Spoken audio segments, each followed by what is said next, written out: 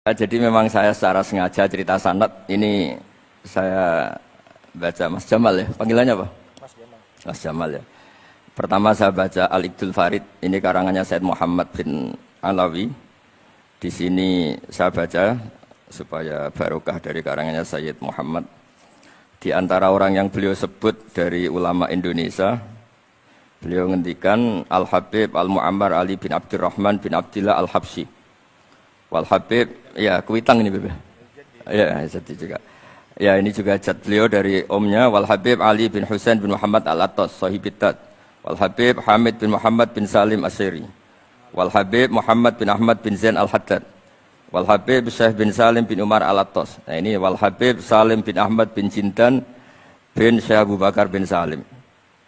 Ini kitab karangannya Sayyid Muhammad bin Alawi. Terus ketika beliau cerita Sanad Ad-Darimi, Sunan Ad-Darimi, beliau ngendikan Arwi Sunan Ad-Darimi anis Sayyid Salim bin Jiddan, Alian anil Habib Utsman bin Abdillah bin Akil bin Yahya Al-Alawi, Mufti Batawi. Ya, an Utsman bin Hasan Ad-Dimyati anil Amir Al-Kabir. Jadi keberadaan Habib Salim ini mudawwan, selain faktanya beliau sering ta'lim juga mudawwan dibukukan. Saya pernah hormat kholnya Syekhona Khalil. Di situ di antara manaqibnya ditulis min ajalli ta'lamidhi Salim Al-Habib An-Nasib Salim Maula Jindan, itu Alu Jindan disebut di situ. Jadi ini bukan cerita untuk tafakhur, bukan untuk fakhriyah, tapi ini memang fakta untuk fakhriyah. Karena pondoknya buyut saya juga namanya fakhriyah, Minal fakhriyah ya minal fakhriyah ilal fakhriyah kata. Nah, ini tentang sanad. Tadi saya sudah mentasihkan beliau dan beliau mengkuatkan hujah kita. Dulu ketika Habib Salim banyak orang yang menyalahkan orang pakai celana, nanti jenengan yang cerita. Beliau juga bela kultur itu. Saya pernah baca di kitabnya Said Muhammad Alawi, judulnya itu Manhajus Salaf fi Fahmin Nusus. Di kitab saya itu halaman 423. Nanti bisa dicek halaman 423. Di situ ada kata-kata wa kanat sunnatu Rasulillah sallallahu alaihi wasallam annahu yat'amu ma yajiduhu fi ardi wa yalbasu ma yajiduhu wa yarkabu ma yajiduhu mimma abahahu wa ta'ala. Terus beliau cerita, siapapun yang makan faman at'ama ma yajiduhu fi ardi fa huwa al-muttabi' lis-sunnah kama annahu hajjal baita min madinati nafsi faman hajjal baita min madinati nafsi fa huwa al-muttabi' lis-sunnah. Jadi supaya perasaan orang Indonesia ketika berpakaian seperti ini, seperti saya, seperti teman-teman ini, tetap tercantol, tetap terhubung oleh Rasulullah Shallallahu Alaihi Wasallam. Misalnya Nabi, karena beliau itu orang Madinah, tentu hajinya atau mikotnya dari Dzul Khulaifah. Karena kita orang Indonesia lewat Yalamlam ya harus lewat Yalamlam. Waqata Rasulullah li ahli Madinah Dzul Khulaifah, wa li ahli Syam al-Juhfah, wa li ahli Najdin Qornan. Wali ahli Yaman Yalamlam. Jangan mentang-mentang ikut sunnah Nabi terus orang Yaman mikotnya dari Dzul Khulaifah, orang Sam juga dari Dzul Khulaifah. Semua itu harus min madinati nafsi. Sama seperti Rasulullah yat'amu ma yajiduhu fi ardi, kita juga nat'am ma najiduhu fi ardina. Sehingga jangan sampai umat Islam yang perilakunya keseharian ini sudah baik kemudian merasa tercerabut dari sunnah Rasulullah sallallahu alaihi wasallam. Karena Nabi sebagaimana kita ingin dan kita tahu, ketika ada orang Arabi bilang Allahumma arhamni wa Muhammadan wala tarham ma'ana ahadan, ya Allah hanya saya dan Muhammad yang perlu engkau kasihani, yang lain jangan. Kata Nabi laqad tahajjarta wasi'an, rahmat Allah yang luas ini kamu persempit hanya karena mungkin kita orang Jawa, orang Indonesia. Makanya saya ini bangga ngaji sama Mbah Mun. Beliau orang Jawa, saya ngaji juga hanya di Indonesia. Tapi guyonannya Mbah Mun dulu itu lucu. Wong koyok kon tuh kayak orang Jawa, kayak kamu tuh mesti ada yang alim. Karena Islam ini kafatal linnas. Makanya yang ahli nahwu itu Imam Sibawayh, padahal beliau Persia. Imam Ghazali juga bukan orang Arab, tapi alim hujatul Islam. Karena Allah ingin memaklumatkan bahwa agama ini kafatal linnas. Bukan milik orang Arab saja, bukan milik siapa saja, tapi kafatal linnas. Makanya kita harus bangga dengan tradisi para habaib. Ada Rauhah Bukhari. Bukhari itu kita tahu namanya itu Muhammad bin Ismail bin Ibrahim bin Mughirah. Setelah itu sudah namanya bin Bardasbah. Maula al-Ju'fi ini Bardasbah itu orang yang dulu diislamkan keluarga al-Ju'fi. Itu Mbah Mun kalau guyon itu Bardasbah cara Jawa mbok parmin mbok parlan. Tapi nyatanya dia putu alim alamah namanya Imam Bukhari. Artinya kita tentu sepakat, sangat-sangat sepakat, sangat menghormati orang-orang yang arfa'u minna nasaban kayak para habib. Tapi para habib juga mau ngakui kayak pakai Bukhari as-Sahihul Kutub ba'da kitabil al-Bukhari. Sehingga memang nggak pernah ada masalah secara sanad, secara tradisi. Di kitabnya Sayyid Muhammad ini ada sanad dari ulama India yang orangnya juga macam-macam dari marga macam-macam. Jadi saya mohon barokahnya sanad ini kemudian kita tahu apa sih sanad itu. Sanad itu ya kadang-kadang harus lewat orang yang mungkin kita tidak cocok. Dulu itu ada sahabat tanya, kalau mencium istrinya pas Ramadan itu sah apa enggak? Kebetulan ditanya itu Maimunah. Enggak tanya Saudah karena sangat yakin enggak itu, kalau Saudah itu enggak. Itu Maimunah jawabnya, kalau kita enggak ngalamin, coba tanya Aisyah yang potensi ngalamin dicium pas Ramadan. Sebetulnya istri yang Nabi itu sama Aisyah itu ya agak gimana ya namanya Doro itu ya rival. Akhirnya tanya, ya Aisyah gimana hukumnya lelaki mencium istrinya pas Ramadan? Ya dijawab sama Aisyah, qabbalani Rasulullah wa huwa shaim. Yang lainnya nggak bisa jawab, mau nggak ngalami. Jadi sanad tuh kadang ya cocok nggak cocok ya memang itu fakta. Cara mandi junub, kayak apa pinternya sahabat cowok kalau mandi junub ya nggak tahu. Akhirnya tanya sama Sayyidah Aisyah, sama Sayyidah Maimunah. Apapun dekatnya istri Rasulullah, kalau perang ya tidak tahu. Wong itu lelaki. Begitu juga afdhalus sahabat kayak Abu Bakar, kadang harus mendapatkan hadis dari orang-orang yang nyun sewu agak deso. Bahkan kadang maula kayak Sauban, kayak Rabi'ah bin Ka'ab. Orang-orang biasa sekali. Khodim dulu. Tapi ini kan barokahnya khodim itu tahu keseharian Rasulullah SAW di dalam. Misalnya Anas, apa kenangan kamu dengan Rasulullah? Kenangan saya itu saya khodam tu Rasulullah SAW asyra sinin. 10 tahun saya itu tidak pernah melakukan sesuatu ditanya Nabi 5 sonata. Walalise entaraktu 5 tarokta. Sehingga kalau saya pas baik itu ya agak berani tanya anak dalam saya, ngapain kamu? Dan sama aneh pinter anut sunnah Rasulullah SAW. Akhirnya dalam keluarga saya naik beb kemerang nggak tahu ditakoi. Jadi hal-hal seperti ini itu keseharian yang harus kita suka. Di antaranya lagi, inna min khiyari ummati fima nabba'ani al-malul a'la kauman yathakuna jahron. Di antara nanti umat pilihanku adalah orang-orang kalau tertawa itu keras sekali. Kauman yathakuna jahron. Itu dulu juga, padahal ada riwayat kasratu dhahki tumitul qalba. Banyak tertawa itu bisa mematikan hati. Tapi ini juga dilawan kalau banyak cemberut bisa frustasi. Sehingga di ilmu ini cerita saya nanti di tasawuf Habib Jindan. Semoga nasinya bener, saya tamu pasti dihormati. Nggak penting bener ndak itu tidak penting. Yang penting tamu itu dihormati. Ya kebetulan saya ini tadi kan hormat mbah saya masih bahasa Mbah Mutamakin di Hajan. Pagi tadi hormat buka luar di Sunan Kudus jam 7 saya tadi di Kudus. Ya akhirnya sama teman-teman difasilitasi disuruh naik pesawat tadi jam 11 tadi. Tapi saya tidak capek karena memang saya senang cerita sanad. Tapi yang lucu-lucu saja, nanti yang serius jangan saya, yang lucu-lucu saja. Biar lucu sampean tuh tidak ngawur, tapi ada sanadnya. Ada seorang mufassir yang bilang ketika nafsiri wa annahu wa adhaka wa abka.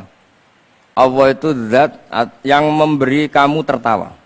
Mbok kamu ingin susah, tidak akan tertawa. Tapi kalau Allah menghendaki ya tertawa aja. Ada orang miskin frustasi, maunya nggak tertawa. Tahu-tahu jalan-jalan ngerti badut, ya akhirnya tertawa.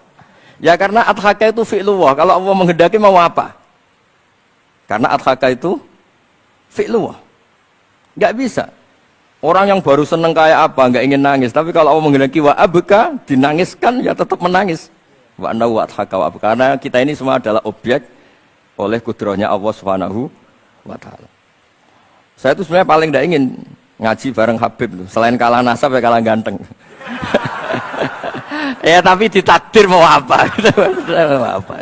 Ya sudah sami'na wa ata'na. Jadi saya saat ini tidak cari pahala benar, tapi pahala tawaduk karena diundang ya. Ada susah. Sudah penting benar salah, penting tawadhu. Jadi saya tadi sedang rayu sama Allah, ya Allah, saya kali ini tidak cari benar, cari tawadhu. Dah mesti pahalanya besar tawadhu itu. Jadi supaya Islam ini gampang ya. Saya pernah cerita ke kiai yang khusyuk. Kalau sholat lama sekali, tak cerita ini hadis. Nabi itu gak pernah menegur orang yang sholat cepat. Yang ada itu sanad negur sholat lama. Terus tak cerita ini hadisnya Mu'ad, tertawa-tawa deh. Gus kamu itu raan kok masih punya dalil. Saya punya sanad. Ada nggak sanad Nabi negur orang yang baca surat pendek? Nggak ada. Yang ada itu yang baca surat panjang. Nanti bisa direvisi sama Habib Jidin kalau nggak cocok. Tapi ini yang rileks. Karena potongan Islam Jawa ini kalau tidak berat nggak akan kuat. Jadi ya sudah. Inna minkum munafirin katanya Nabi. Sholat yang terlalu lama itu munafir kata Nabi. Afattanun anta ya Mu'ad. Kamu bikin umat ini nggak nyaman karena kalau kamu jadi imam itu lama sekali. Ini alhamdulillah betul. Hadis ini harus kita hafal betul. Nah, supaya Islam ini meskipun pilihan-pilihan keseharian itu ada sanad itu saja kepentingan saya. Yat'amu ma yajiduhu fi ardi wa yalbasu ma yajidu wa yarkabu ma yajidu. Saya sering beb di tahun desa-desa Gus anak kula tahnik cethaki Gus tapi mboten enten kurma nganggo degan ae. Lho Gus dari kiai-kiai ku kurma. Kurma itu halawiyat. Ya degan juga termasuk halawiyat. Ya sudah. Kalau kamu ingin sunnah Rasul, Nabi enggak pernah sholat di Indonesia. Berarti kalau kamu sholat ke Mekah dulu kata saya. Maksud saya supaya orang itu nyaman dengan Rasul. Ya itu hadir di semua sisi kehidupan kita. Kalau dalam istilah Sayyid Umar Hafid, faruhu Muhammadin sallallahu alaihi wasallam awsa' wa asra'. Kalau kamu bisa tawassul dengan Nabi Ibrahim, Nabi Musa, dan beliau-beliau bisa datang ketika Lailatul Mi'raj untuk hormat Rasulullah SAW di Baitul Maqdis, faruhu Muhammadin awsa'u asra' kata beliau. Jadi bisa datang di kapan saja, di mana saja. Jadi jenengan meskipun di Indonesia tidak usah khawatir, kita semua ini dilihat Rasulullah SAW. Dan cara lihat Nabi itu gampang, tidak kayak kita. Kata Rasulullah, hayati khairun lakum wa mamati khairul lakum. Saya kalau masih hidup juga baik untuk kalian. Anda bisa cerita hadis dengan saya, sering bercengkrama. Dan ketika saya wafat kata Nabi, saya sudah dekat sama Allah Ta'ala. Kalau melihat kamu baik, saya muji Allah. Kalau melihat kamu salah, saya mintakan ampun. Makanya saya ini jenis kiai yang jarang istighfar. Ini bukan karena sombong. Saya ulang lagi bukan karena sombong. Saya itu pengagum Sufyan As-Tsauri. Itu di antara khasnya itu jarang berdoa. Ketika ditanya, kenapa kamu jarang berdoa? Selagi saya ngajar, kata beliau ini. Selagi saya ngajar itu masuk hadis ala khulafai rahmatullah. Wa man khulafau kaya Rasulullah alladzina yuhyuna ma amatahu nas min sunnati. Jadi kalau saya baca Bukhari, otomatis dapat doanya Nabi ala khulafai rahmatullah. Timbang kamu doakan nangis-nangis gak jelas mandinya, mendingan mulang gitu. Terus kedua, doa hamalatil ars. Alladzina yahmiluna al-arsya man hawlahu yusabbihuna bihamdi rabbihim wa yu'minuna bi wa yastaghfiruna. Kita semua sudah diistighfari sama malaikat hamalatul ars. Rasulullah juga wastaghfir li dzambika walil mu'minina wal mu'minat. Fastighfaru Rasulillah qad kafana wa fawqal kifayah kata beliau. Artinya gini, kalau kangkang jarang istighfar jangan karena sombong, manfaatkan fasilitas ini gitu. Jadi semua itu jangan sampai kita ada istighfar karena jafa, karena jafatul qalb, karena qaswatul qalb. Enak lah kalau ada fasilitas gitu, ada fasilitas. Itu kalau saya pidato di depan Gus-Gus. Kalau di depan Habib berani, di depan Gus-Gus. Itu ada yang setengah beling, setengah ada alim, ada yang alim. Terus yang beling-beling pesan sama saya, Gus tolong bela kami maksudnya. Ya kadang-kadang mubalek kan order pesenan itu. Terus tak bacain ayat, walladzina amanu wattaba'athum dzurriyyatuhum biimanin alhaqna bihim dzurriyyatahum wama alasnahum min amalihim min syai'. Orang aba-abanya iman, anaknya iman itu nanti surganya disertakan mbahnya. Meskipun kelas amalnya tidak sama. Jadi mbah-mbahnya alim alama, anaknya yang tidak alim nanti surganya sama-sama yang alim. Kenapa sih kalau ada fasilitas nggak dipakai? Pakai aja, nggak apa-apa kan? Yang alim yang komplain. Sudah kamu yang alim dihormati, dicucup, salami template, yang ikhlas saja, tidak usah protes kata saya gitu. Artinya saya inginlah keseharian kita yang awam, yang apa itu harus cari backupan hadis supaya semua keseharian kita itu ada apa? Sanad. Misalnya sampean kalau malam itu nggak bisa tidur, tahajud ndak, witir ndak, ya mutolaah ndak. Tapi lihatlah itu sebagai tarkul ma'asi. Apa tarkul ma'asi? Alhamdulillah, malam ini saya tidak zina, tidak maling, tidak dugem. Coba kalau kamu malam-malam di kamar, itu namanya apa? Tidak tahajud, tidak witir kan? Tapi kamu harus syukur karena itu tarkus zina, tarkus sarikoh, tarku kada wa kada. Supaya kamu tetap syukur sama Allah Ta'ala. Ithmamin mubakhin ila wa yatahaqqaqu bihi tarku haramimma. Setiap mubah yang kita lakukan pasti di saat itu ada haram yang kita tinggalkan.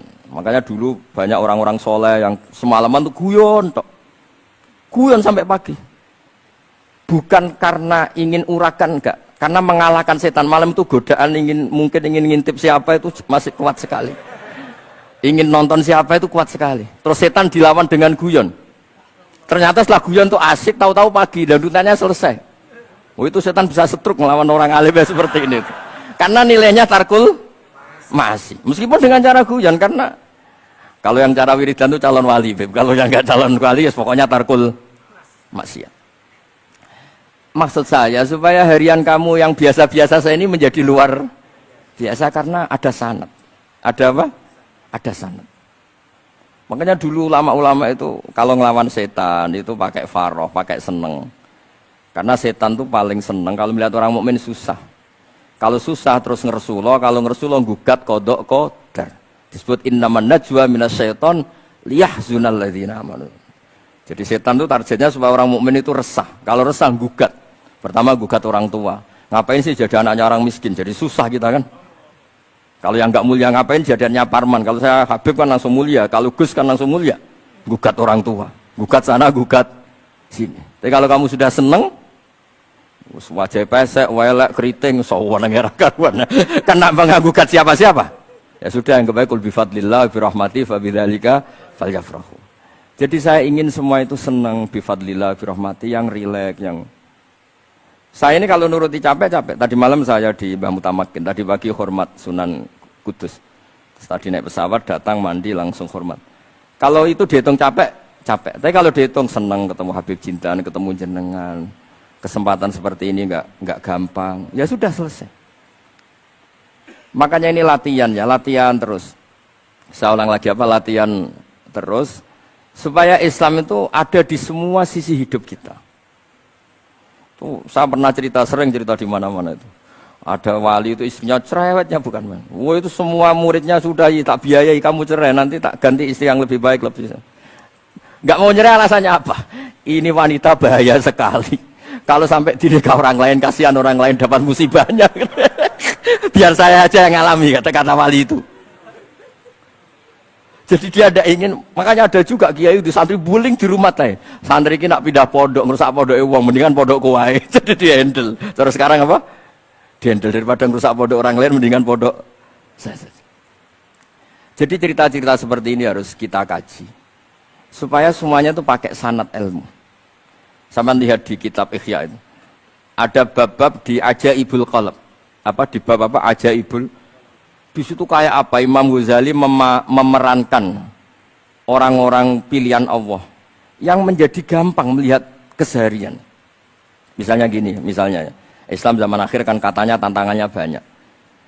Coba kalau baca ayat wa ya'ballahu illa ayyutimma nurah wallahu mutimmu nurih. Agama ini milik Allah, diurus oleh Allah Ta'ala. Islam ke Indonesia itu enggak ditunggoni Nabi. Nabi sudah intaqala ila rafiqil a'la. Kadang di kampung-kampung di Islam nomodin. Ya jalan karena ini agama Allah. Kita ditinggal-tinggal orang yang lebih baik ketimbang kita. Islam kita tunggui. Ya jalan, memang ini agama Allah yang ngurus Allah. Kamu tidak usah khawatir.